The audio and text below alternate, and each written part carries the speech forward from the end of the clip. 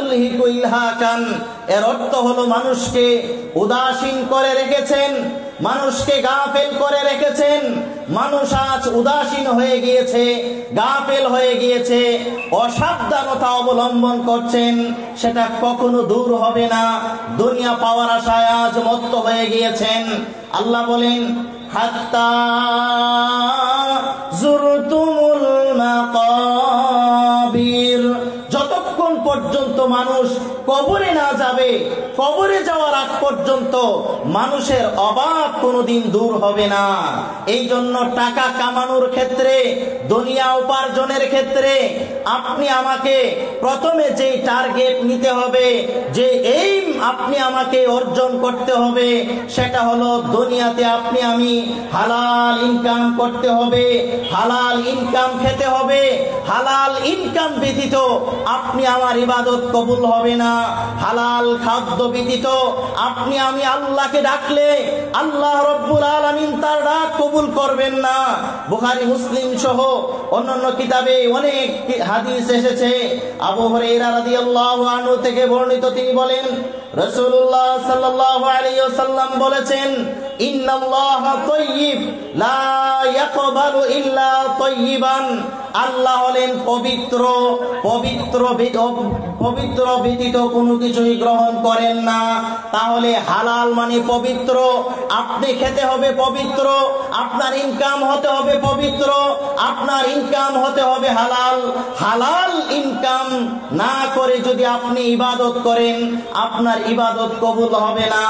এই হাদিসের শেষ অংশে এসেছে, একজন মুসাফির, যেই মুসাফির যার শরীরে ধুলোবালি লেগে আছে, যেই মুসাফির সফরের বেশে আছে, সফর অবস্থায় আছেন, এই মুসাফির আল্লাহকে ডাকছেন, আইয়ু রব্বি, হে আমার রব, ফাগফির জামবি, তুমি আমার জীবনের গুনাহ ক্ষমা করে দাও। অথচ আল্লাহর নবী বলছেন, তার দোয়া আল্লাহ কিভাবে কবুল করবেন, তার ডাক আল্লাহ কিভাবে শুনবেন। মাতামুহু হারামুন, মালবাসুহু হারামুন, মাশরাবুহু হারামুন, তার যেই খাদ্য যেগুলা খাচ্ছেন সেগুলাও হারাম, যেইগুলা সে পড়ে আছে সেগুলাও হারাম, যেইগুলা সে পান করবে সেগুলাও হারাম। তাহলে তার প্রভু তার ডাক কিভাবে শুনবে? বহু মানুষ আছি আজ, আমরা আল্লাহর কাছে ডাকছি, আল্লাহর কাছে প্রার্থনা করছি, আল্লাহকে ডেকে ডেকে বারবার বলছি, কিন্তু আল্লাহ আমাদের ডাক শুনছেন না। কিভাবে শুনবেন? আপনার ইনকাম হালাল নয়, আপনি হালাল খাদ্য খান না, আপনি হালাল উপার্জন করেন না, তাহলে কিভাবে আল্লাহ সুবহানাহু ওয়া তাআলা আপনার ডাক শুনবেন? কিভাবে আল্লাহ সুবহানাহু ওয়া তাআলা আপনার সেই বিষয়গুলা বুঝার চেষ্টা করবেন? অথচ রাসূলুল্লাহ সাল্লাল্লাহু আলাইহি ওয়াসাল্লাম বলেন, সালাসুন মুস্তাজাবুদ দাওয়াত লা শাক্কা ফীহিন্না, তিন শ্রেণীর মানুষের দোয়া আল্লাহ সুবহানাহু ওয়া তাআলার কাছে করার সাথে সাথেই কবুল হয়ে যায়। তিন শ্রেণীর মানুষের দোয়া আল্লাহ সুবহানাহু ওয়া তাআলার কাছে করলেই আল্লাহ সুবহানাহু ওয়া তাআলা কবুল করেন। লা শাক্কা ফীহিন্না, এতে কোনো সন্দেহ নাই, এতে কোনো সন্দেহ নাই। এর মাঝে এক শ্রেণীর মানুষ হলেন দাওয়াতুল মুসাফির, মুসাফিরের দোয়া।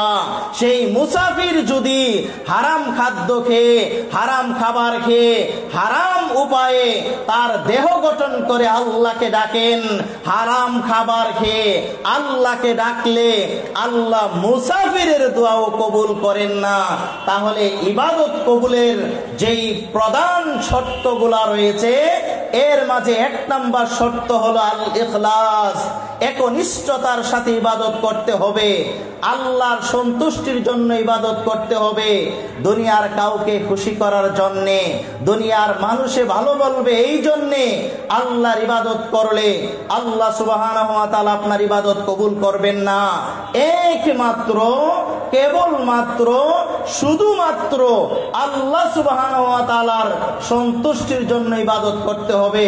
দুই, ইবাদত কবুলের দুই নাম্বার শর্ত হলেন যে মুতাবাআতুর রাসূল, রাসূল সাল্লাল্লাহু আলাইহি ওয়াসাল্লামের অনুসরণ, রাসূল মুহাম্মদ সাল্লাল্লাহু আলাইহি ওয়াসাল্লামের অনুসরণ ব্যতীত যদি কেউ কোনো ইবাদত করেন তার ইবাদত কবুল হবে না। 3 নাম্বার যেই শর্ত রয়েছেন ইবাদত কবুলের, সেটা হলো কাসবুল হালাল, হালাল ইনকাম করতে হবে, হালাল খাদ্য খেতে হবে, হালাল উপার্জন করতে হবে। আবু বকর রাদিয়াল্লাহু আনহু থেকে বর্ণিত, তিনি বলেন রাসূলুল্লাহ সাল্লাল্লাহু আলাইহি ওয়াসাল্লাম বলেছেন, লা ইয়াদখুলুল জান্নাতা জাসাদুন গুযিয়া বিল হারাম, ওই দেহ জান্নাতে প্রবেশ করবে না, ওই দেহ জান্নাতে প্রবেশ করবে না যেই দেহের রক্ত তৈরি হয়েছে হারাম খাবারের দ্বারা, যেই দেহের গোশত তৈরি হয়েছে হারাম খাবারের দ্বারা, যেই দেহের হাড্ডি তৈরি হয়েছে হারাম খাবারের দ্বারা, অর্থাৎ যেই দেহ হারাম খাবার খেয়ে হারাম উপার্জন করে সেই টাকা পয়সা কামিয়ে আপনি খেয়েছেন, আল্লাহর কাছে ডাকছেন, আল্লাহ আপনার ডাক শুনবেন না। আল্লাহর নবী বলছেন ওই দেহ জান্নাতেই প্রবেশ করতে পারবে না যতক্ষণ পর্যন্ত আপনার এই দেহ থেকে হারামকে দূরীভূত না করবেন। সহিহুল বুখারীতে আয়েশা রাদিয়াল্লাহু তাআলা আনহা থেকে বর্ণিত একটি বিবরণ এসেছে। আবু বকর রাদিয়াল্লাহু আনহুর একজন খাদিম ছিলেন। আবু বকর রাদিয়াল্লাহু আনহুকে প্রত্যেক দিন খাবার এনে দিতেন। একদিন আবু বকর রাদিয়াল্লাহু আনহুকে যখন খাবার এনে দিয়েছেন, তখন আবু বকর রাদিয়াল্লাহু আনহু সেই খাবার যখন খেয়ে ফেলেছেন, তখন তার খাদিম জিজ্ঞেস করেন, আপনি তো প্রত্যেক দিন জিজ্ঞেস করেন খাবার আনার পরে যে খাবার কোথায় থেকে নিয়ে এসেছো, তার উৎস কোথায়, আজকে তো জিজ্ঞেস করলেন না। বলে প্রতিদিন তো তুমি আমার জন্য হালাল খাদ্য আনো, এই জন্য তোমার প্রতি আমার ভালো ধারণা আছে, এই জন্য জিজ্ঞেস না করে খেয়ে ফেলেছি। তখন খাদেম বলেন, আজকের খাবারের উৎস হলো আমি যখন অমুসলিম ছিলাম, অমুসলিম থাকা অবস্থায় তখন একজন মানুষকে আমি গণকের পেশা ছিল আমার, মানুষকে আমি ভাগ্য গণনা করতাম, মানুষকে আমি জাদুটোনা করতাম। ওই এক ব্যক্তির সাথে আমার সাক্ষাৎ হয়েছে যাকে আমি জাদুটোনা করেছিলাম। ওই ব্যক্তির সাথে সাক্ষাৎ হওয়ার পরে ওই ব্যক্তি আমাকে কিছু পারিশ্রমিক দিয়েছিলেন, সেইটা দিয়ে আমি খাবার নিয়ে এসেছি। আবু বকর রাদিয়াল্লাহু আনহু এই কথা শোনা মাত্রই তিনি বলছেন, ইন্না লিল্লাহ, হায় হায় তুমি কি করা শুরু করলে, তুমি তো আমাকে সর্বনাশ করে ফেললে। আমি আবু বকরের দেহে এই হারাম খাদ্য ঢুকবে, আমি আবু বকরের শরীরে হারাম খাদ্য দিয়ে শরীরের রক্ত গঠন হবে, আমি আবু বকরের শরীরে হারাম থাকতে পারে না।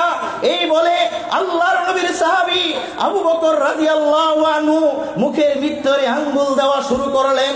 আঙ্গুল দিয়ে তিনি এমন ভাবে আঙ্গুল ঢুকানো শুরু করলেন, ওনার পেটের ভিতর থেকে ভূমি হয়ে সকল খাদ্য বের হয়ে গিয়েছেন। তখন তিনি বললেন, আলহামদুলিল্লাহ, আল্লাহ তুমি আমাকে মুক্ত করেছো। তিনি না জেনে খেয়েছিলেন, আল্লাহ সুবহানাহু ওয়া তাআলা ক্ষমা করে দিতেন। তারপরও তাদের এত তাকওয়া ছিলেন। আল্লাহর নবী সাল্লাল্লাহু আলাইহি ওয়াসাল্লামের নাতি হাসান রাদিয়াল্লাহু আনহুকে নিয়ে একদিন রাসূল সাল্লাল্লাহু আলাইহি ওয়াসাল্লাম রাস্তা দিয়ে হাঁটছেন, তখন একটা সৎকার খেজুর পেয়ে হাসান যখন মুখের ভিতরে ঢুকিয়ে দিয়েছেন, আল্লাহর নবী বলছেন তিহ তিহ। তখন নবী সাল্লাল্লাহু আলাইহি ওয়াসাল্লাম তার মুখের ভিতর থেকে আঙ্গুল দিয়ে বের করে বলতেছেন, তুমি কি জানো না আমরা সদকা খাই না, কারণ হাযা ওয়াসিখুন নাস, এটা হলো মানুষের ময়লা। আজকাল বহু মানুষ আছে সদকা খাওয়ার জন্য পাগল হয়ে যায়, মৃত ব্যক্তির খাবারের জন্য পাগল হয়ে যায়। বহু মানুষ বড় বড় লোক আছে যারা নিজে যাকাত দেওয়ার মতো শত শত টাকা যাকাত দেয়, সেই যাকাত দানকারী মানুষেরাও আজ সদকা খায়। কিভাবে খাচ্ছে, সদকার খাবার কিভাবে খাচ্ছে, কোনোদিন ব্রুকেফ করছে না, মনে করছে মাগনা খাবার পেয়েছি আর সেটা আমার যেভাবে খেতে হবে। অথচ আল্লাহর নবী তার নাতি ছোট বালকের মুখ থেকেও আঙ্গুল দিয়ে বের করে সেই খেজুর ফেলে দিয়েছেন। একদিন আল্লাহর নবী সাল্লাল্লাহু আলাইহি ওয়াসাল্লাম রাস্তা দিয়ে হেঁটে যাচ্ছিলেন, তখন রাস্তার মাঝে একটা খেজুর পেয়ে তিনি বলছিলেন, আমার যদি সন্দেহ না হতো এটা সৎকার খেজুর, তাহলে আমি এই খেজুরটা উঠিয়ে খেতাম। তাহলে দেখেন, সৎকা যেইগুলা দেওয়া হয়, লিল্লাহ যেইগুলা দেওয়া হয়, যেইগুলা আপনার ধনী মানুষদের জন্য নয়, এগুলা গরিব মানুষের হক। কিন্তু দেখা যাচ্ছে মৃত ব্যক্তি কেন্দ্রিক যত খানা হয়, সেইগুলাতে গরিবদের চেয়ে ধনী মানুষদের ভিড় বেশি থাকে। কারণ এক পেট খাওয়ার জন্য মনে হচ্ছে জীবনে কখনো খাবার খায় নাই। আপনি চিন্তা করলেন না আপনার জন্য সদকা খাওয়া হারাম, আপনি হালাল ঢুকাচ্ছেন না এই দেহের ভিতরে, হারাম ঢুকাচ্ছেন। কখনো কল্পনা করলেন না আপনি জীবন যখন আপনার চলে যাবে, আপনি কবরে কি নিয়ে যাবেন, একটু ভাবুন।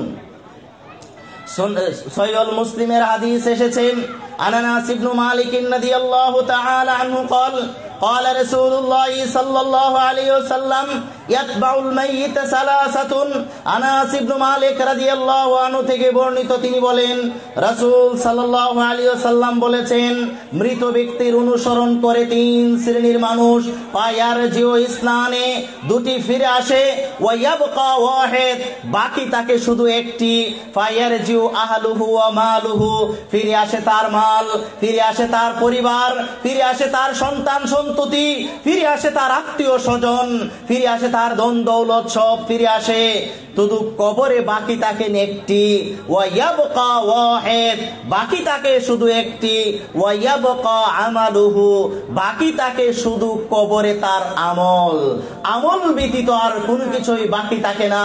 আল্লাহ সুবহানাহু ওয়া তাআলা এই জন্য বলছেন, লা তাজিরু ওয়াজিরাতুন বিজরা উখরা, সেদিন কেউ কারো পাপের বোঝা বহন করবে না। সেদিন আপনি নিঃস্ব হয়ে কবরে থাকতে হবে। সেদিন আপনার হিসাব আপনি দিতে হবে, আমার হিসাব আমি দিতে হবে।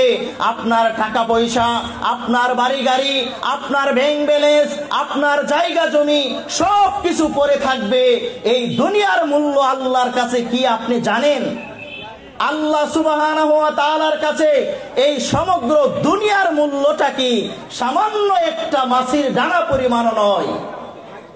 সুনানে তিরমিজির হাদিসে এসেছে, আন সাহাল ইবনে সাদ রাদিয়াল্লাহু তাআলা আনহু قال قال رسول الله صلى الله عليه وسلم, সাহাল ইবনে সাদ রাদিয়াল্লাহু আনহু থেকে বর্ণিত, তিনি বলেন রাসূলুল্লাহ সাল্লাল্লাহু আলাইহি ওয়াসাল্লাম বলেছেন, লাউ কানাতিদ দুনিয়া তা'দিলু ইনদাল্লাহি জানাহা বাউদা, যদি এই সমগ্র দুনিয়ার মূল্য আল্লাহ সুবহানাহু ওয়া তাআলার কাছে একটা মাছির ডানা পরিমাণ হতো, মা সাকা কাফিরাম মিনহা শুরবাতা মা, তাহলে আল্লাহ সুবহানাহু ওয়া তাআলা তার এই দুনিয়ার নাজ নিয়ামত খানা থেকে আল্লাহ সুবহানাহু ওয়া তাআলা তার এই দুনিয়ার ভরপুর নিয়ামত থেকে একজন কাফেরকে এক ঢুক পানি পান করাতেন না। আর যেই দুনিয়ার জন্য আপনি আমি আজ পাগল পারা, দুনিয়া কামানোর জন্যে হালালের পথ খুঁজি না, দুনিয়া কামানোর জন্যে হারামের পথ কোনটা আমরা দেখি না। আমরা শুধু বলি আমার মাল, আমার মাল, আমার জায়গা, আমার জমি, আমার বাড়ি, আমার গাড়ি, এইভাবে শুধু বলতেই থাকি।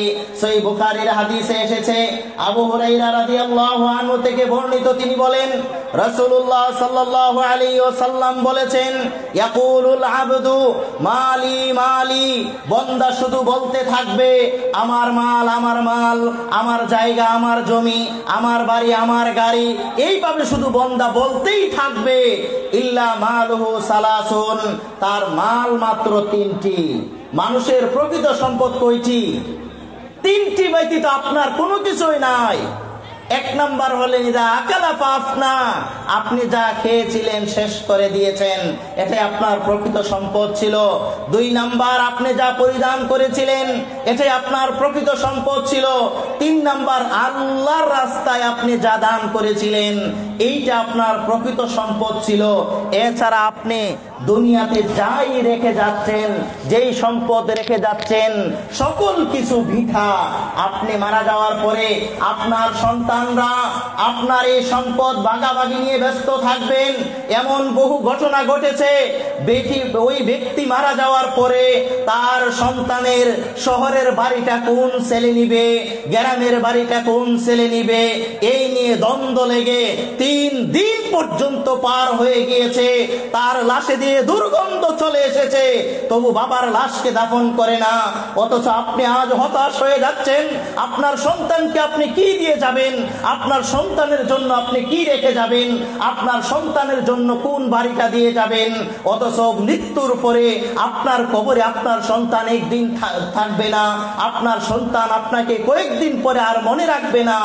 আপনি দুনিয়ার জন্য কি করছেন, কখনো হালাল এবং হারাম আপনি চিন্তা করছেন না। রাসূলুল্লাহ সাল্লাল্লাহু আলাইহি ওয়াসাল্লাম বলছেন, ইয়াতি আলাইকুম জামান, তোমাদের সামনে অচিরেই এমন এক জামানা আসতেছেন, লা ইউবালিন নাস লা ইউবালিল মারউ, মানুষেরা কখনো পরোয়া করবে না আমিনাল হালালি আমিনাল হারাম, হালাল উপার্জন করছে নাকি হারাম উপার্জন করছে, হালাল ভাবে গ্রহণ করছে নাকি হারাম ভাবে গ্রহণ করেছে, হালাল খাচ্ছে নাকি হারাম খাচ্ছে, মানুষ কখনো ভাববেই না। আজ যেন হালাল এবং হারামের পরিভাষা সমাজ থেকে বিলুপ্তির পথে এমন এক পরিবেশ তৈরি হয়েছে।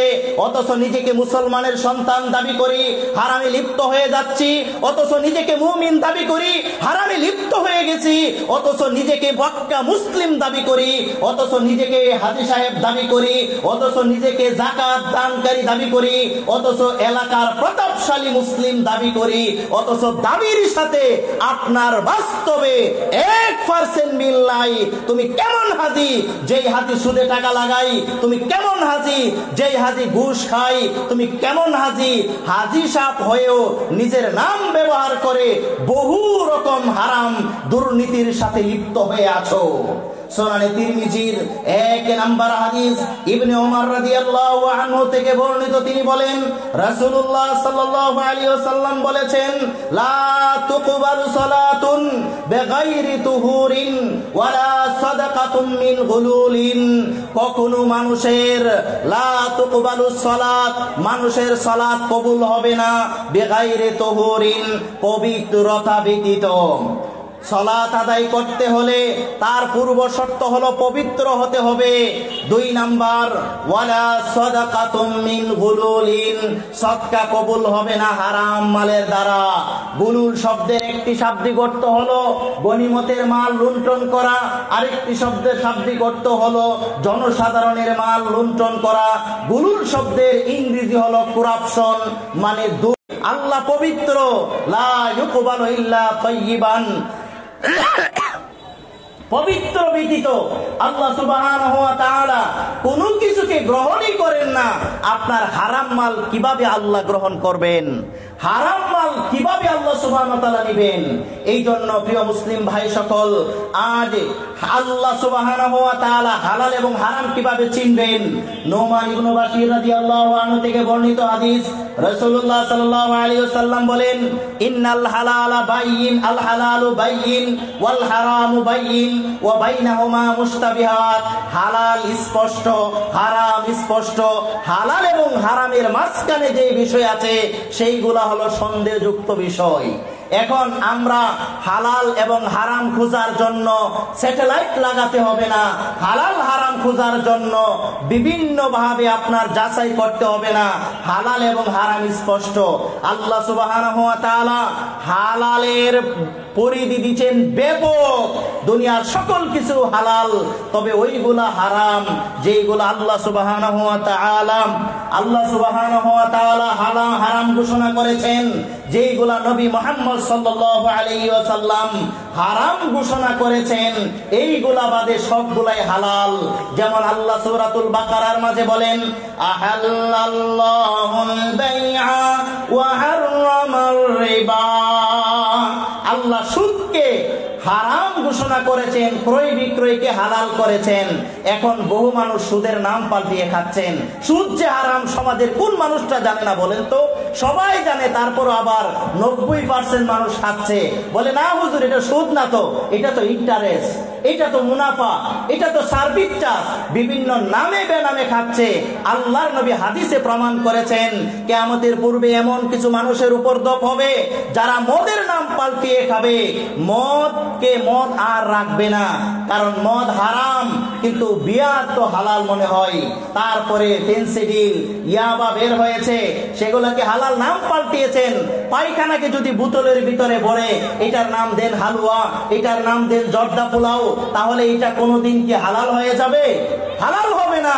ঠিক তেমনি ভাবে যে সমস্ত জিনিস হারাম, মদ, আপনার বিড়ি, সিগারেট, জর্দা, গোল, এইরকম ইয়াবা, ফেন্সিডিল সহ যত জিনিস আছে এই সবগুলা কোরআন হাদিস দ্বারা প্রমাণিত হারাম। এই হারামকে হালাল করার চেষ্টা করবেন না। হারামকে হালাল করার চেষ্টা করলে ঈমান চলে যাবে। আল্লাহ সুবহানাহু ওয়া তাআলা আমাদেরকে হালাল ইনকাম করার তৌফিক দান করুন, হালাল বুঝার তৌফিক দান করুন, হারাম বর্জনের তৌফিক দান করুন। আল্লাহুম্মা আমিন। এই বলে আমার সংক্ষিপ্ত আলোচনা এখানে শেষ করছি। ওয়া আখিরু দাওয়ানা আলহামদুলিল্লাহি রাব্বিল আলামিন। আসসালামু আলাইকুম ওয়া রাহমাতুল্লাহি ওয়া বারাকাতুহু।